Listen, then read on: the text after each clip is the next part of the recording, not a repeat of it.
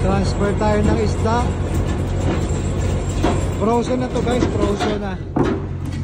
Ilipat dito sa bodega na to. Kita mo yung mga frozen fish guys. Kaya itsura niya sa storage.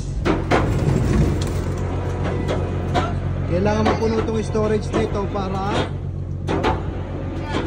mapuno yung barko ng isda.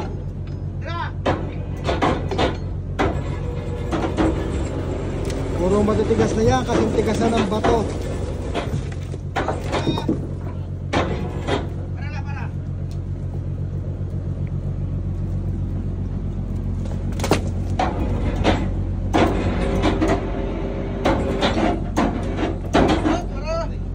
Pangkaning ito guys ha, hindi ito nabebenta sa palengke.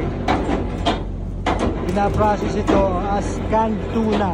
Mga dilatang tuna guys. Yan. Sisiksikin yan dyan para mapuno yung bodega natin. Napakatigas na nito guys, kaya yan.